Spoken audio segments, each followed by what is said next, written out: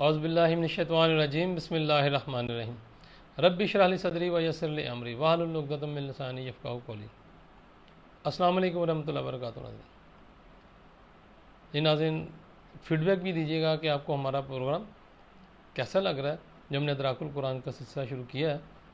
تو last programme تک ہم نے الحمدللہ سورۃ بقرہ کی جو 220 تک کی آیات کا اردو ترجمہ پڑھنے کی سعادت حاصل کی تھی۔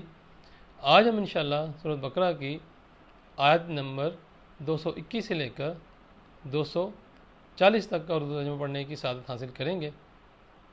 اللہ سے دعا ہے کہ اللہ پاک ہماری اس کاوش کو قبول و منظور فرمائے اور اللہ ہم سب کے اوپر آسانیاں پیدا فرمائے۔ تو آئیے شروع کرتے ہیں۔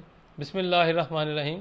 شروع اللہ کے نام سے جو بڑا مہربان اور نہایت رحم فرمانے والا ہے۔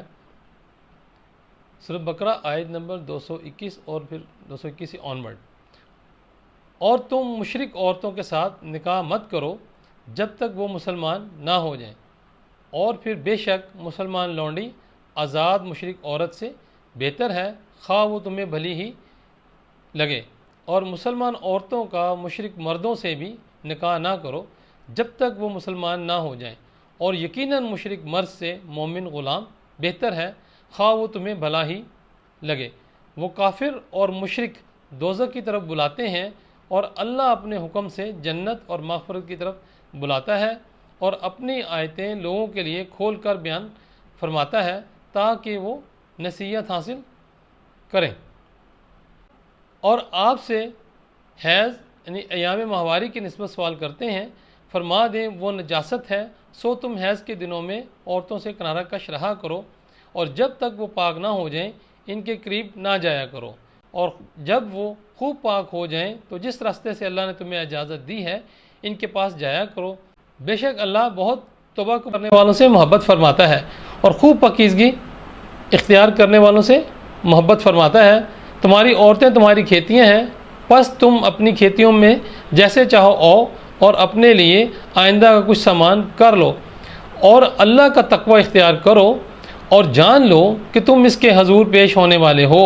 اور اے حبیب، آپ اہل ایمان کو خوشخبری سنا دیں کہ اللہ کے حضور ان کی پیشی بہتر رہے گی، اور اپنی قسموں کے باعث اللہ کے نام کو لوگوں کے ساتھ نیکی کرنے اور پرہیزگاری اختیار کرنے اور لوگوں میں صلح کرانے میں آڑ مت بناؤ، اور اللہ خوب سننے والا بڑا جاننے والا ہے۔ اللہ تمہاری بیہودہ قسموں پر تم سے مواخذہ نہیں فرمائے گا، مگر ان کا ضرور مواخذہ فرمائے گا جن کا تمہارے دلوں نے ارادہ کیا ہو، اور اللہ بڑا بخشنے والا بہت حلم والا ہے۔ اور ان لوگوں کے لیے جو اپنی بیویوں کے قریب نہ جانے کی قسم کھا لیں 4 ماہ کی مہلت ہے، پس اگر وہ اس مدت میں رجوع کر لیں تو بے شک اللہ بڑا بخشنے والا مہربان ہے۔ اور اگر انہوں نے طلاق کا پختہ ارادہ کر لیا ہو تو بے شک اللہ خوب سننے والا جاننے والا ہے۔ اور طلاق یافتہ عورتیں اپنے آپ کو 3 حیض تک روکے رکھیں، اور ان کے لیے جائز نہیں کہ وہ اسے چھپائیں جو اللہ نے ان کے رحموں میں پیدا فرما دیا ہو، اگر وہ اللہ پر اور قیامت کے دن پر ایمان رکھتی ہیں، اور اس مدت کے اندر ان کے شوہروں کو انہیں پھر اپنی زوجیت میں لوٹا لینے کا حق زیادہ ہے اگر وہ اصلاح کا ارادہ کر لیں۔ اور دستور کے مطابق عورتوں کے بھی مردوں پر اسی طرح حقوق ہیں جیسے مردوں کے عورتوں پر، البتہ مردوں کو ان پر فضیلت ہے، اور اللہ بڑا غالب بڑی حکمت والا ہے۔ طلاق صرف 2 بار تک ہے، پھر یا تو بیوی کو اچھے طریقے سے زوجیت میں روک لینا یا بھلائی کے ساتھ چھوڑ دینا ہے۔ اور تمہارے لیے جائز نہیں کہ جو چیزیں تم انہیں دے چکے ہو اس میں سے کچھ واپس لو، سوائے اس کے کہ دونوں کو اندیشہ ہو کہ اب رشتہ زوجیت برقرار رکھتے ہوئے دونوں اللہ کی حدود کو قائم نہ رکھ سکیں گے۔ پھر اگر تمہیں اندیشہ ہو کہ دونوں اللہ کی حدود کو قائم نہ رکھ سکیں گے، سو ان پر کوئی گناہ نہیں کہ بیوی خود کچھ بدلہ دے کر آزادی لے لے، یہ اللہ کی مقرر کی ہوئی حدیں ہیں، پس تم ان سے آگے مت بڑھو۔ اور جو لوگ اللہ کی حدود سے تجاوز کرتے ہیں سو وہی لوگ ظالم ہیں۔ پھر اگر اس نے تیسری مرتبہ طلاق دے دی تو اس کے بعد وہ اس کے لیے حلال نہ ہوگی یہاں تک کہ وہ کسی اور شوہر کے ساتھ نکاح کر لے. پھر اگر وہ دوسرا شوہر بھی طلاق دے دے تو اب دونوں یعنی پہلے شوہر اور اس عورت پر کوئی گناہ نہ ہوگا اگر وہ دوبارہ رشتہ زوجیت میں پلٹ آئیں، رشتہ زوجیت میں پلٹ جائیں، بشرطیہ کہ دونوں یہ خیال کریں کہ اب وہ حدود الہی قائم رکھ سکیں گے. یہ اللہ کی مقرر کردہ حدود ہیں جنہیں وہ علم والوں کے لیے بیان فرماتا ہے. اور جب تم عورتوں کو طلاق دو اور وہ اپنی عدت پوری ہونے کو آ پہنچیں تو انہیں اچھے طریقے سے زوجیت میں روک لو یا انہیں اچھے طریقے سے چھوڑ دو، اور انہیں محض تکلیف دینے کے لیے نہ روکو کہ ان پر زیادتی کرتے رہو. اور جو کوئی ایسا کرے پس اس نے اپنی ہی جان پر ظلم کیا.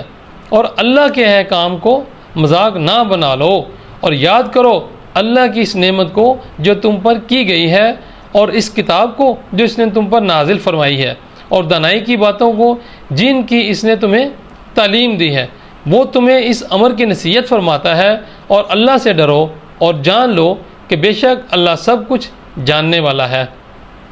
اور جب تم عورتوں کو طلاق دو اور وہ اپنی عدت پوری ہونے کو آ پہنچے تو جب وہ شرعی دستور کے مطابق باہم رضامند ہو جائیں تو انہیں اپنے پرانے یا نئے شوہروں سے نکاح کرنے سے مت روکو.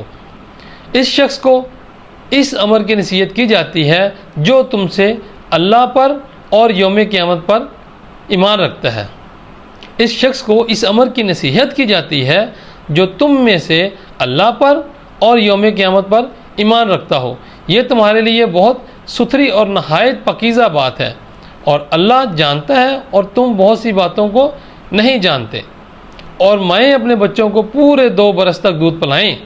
یہ حکم اس کے لیے ہے جو دودھ پلانے کی مدت پوری کرنا چاہے. اور دودھ پلانے والی ماؤں کا کھانا اور پہننا دستور کے مطابق بچے کے باپ پر لازم ہے. کسی جان کو اس کی طاقت سے بڑھ کر تکلیف نہ دی جائے، اور نہ ماں کو اس کے بچے کے باعث نقصان پہنچایا جائے، اور نہ باپ کو اس کی اولاد کے سبب سے، اور وارثوں پر بھی یہی حکم عائد ہوگا. پھر اگر ماں باپ دونوں باہمی رضامندی اور مشورے سے 2 برس سے پہلے ہی دودھ چھڑانا چاہیں تو ان پر کوئی گناہ نہیں. اور پھر اگر تم اپنی اولاد کو دایا سے دودھ پلوانے کا ارادہ رکھتے ہو تب بھی تم پر کوئی گناہ نہیں، جبکہ جو تم دستور کے مطابق دیتے ہو انہیں ادا کر دو. اور اللہ سے ڈرتے رہو، اور یہ جان لو کہ بے شک جو کچھ تم کرتے ہو اور یہ جان لو کہ بے شک جو کچھ تم کرتے ہو اللہ اسے خوب دیکھنے والا ہے. اور تم میں سے جو فوت ہو جائیں اور اپنی بیویاں چھوڑ جائیں تو وہ اپنے آپ کو 4 ماہ 10 دن انتظار میں روکے رکھیں. پھر جب وہ اپنی عدت پوری ہونے کو آ پہنچیں تو پھر جو کچھ وہ شرعی دستور کے مطابق اپنے حق میں کریں. تم پر اس معاملے میں کوئی مواخذہ نہیں، اور جو کچھ تم کرتے ہو اللہ اس سے اچھی طرح خبردار ہے. اور تم پر اس بات میں کوئی گناہ نہیں کہ دوران عدت بھی ان عورتوں کو اشارتاً نکاح کا پیغام دے دو یا یہ خیال اپنے دلوں میں چھپا رکھو. اللہ جانتا ہے کہ تم عنقریب ان سے ذکر کرو گے، مگر ان سے خفیہ طور پر بھی ایسا وعدہ نہ لو سوائے اس کے کہ تم فقط شریعت کی معروف بات کہہ دو. اور اس دوران عقد نکاح کا پختہ عزم نہ کرو یہاں تک کہ مقررہ عدت اپنی انتہا کو پہنچ جائے. اور جان لو کہ اللہ تمہارے دلوں کی بات کو بھی جانتا ہے، تو اس سے ڈرتے رہا کرو. اور یہ بھی جان لو کہ اللہ بڑا بخشنے والا، بڑا حلم ہے. تم پر اس بات میں بھی کوئی گناہ نہیں کہ اگر تم نے اپنی منکوحہ عورتوں کو ان کے چھونے یا ان کے مہر مقرر کرنے سے بھی پہلے طلاق دے دی ہے تو انہیں ایسی صورت میں مناسب خرچہ دے دو. وسعت والے پر اس کی حیثیت کے مطابق لازم ہے اور تنگ دست پر اس کی حیثیت کے مطابق. بہر طور یہ خرچہ مناسب طریق پر دیا جائے، یہ بھلائی کرنے والوں پر واجب ہے. اور اگر تم نے انہیں چھونے سے پہلے طلاق دے دی حتیٰ کہ تم ان کا مہر مقرر کر چکے تھے تو اس مہر کا جو تم نے مقرر کیا تھا نصف دینا ضروری ہے، سوائے اس کے کہ وہ اپنا حق خود معاف کر دیں، یا وہ شوہر جس کے ہاتھ میں نکاح کی گرہ ہے معاف کر دے، یعنی بجائے نصف کے زیادہ یا پورا ادا کر دے. اور اے مردو اگر تم معاف کر دو تو یہ تقوی کے قریب تر ہے، اور کشیدگی کے ان لمحات میں بھی آپس میں احسان کرنا نہ بھولا کرو، بے شک اللہ تمہارے اعمال کو خوب دیکھنے والا ہے۔ سب نمازوں کی محافظت کیا کرو، اور بالخصوص درمیانی نماز کی، اور اللہ کے حضور سراپا ادب و نیاز بن کر قیام کیا کرو۔ پھر اگر تم حالت خوف میں ہو تو پیادہ یا سوار جیسے بھی ہو نماز پڑھ لیا کرو۔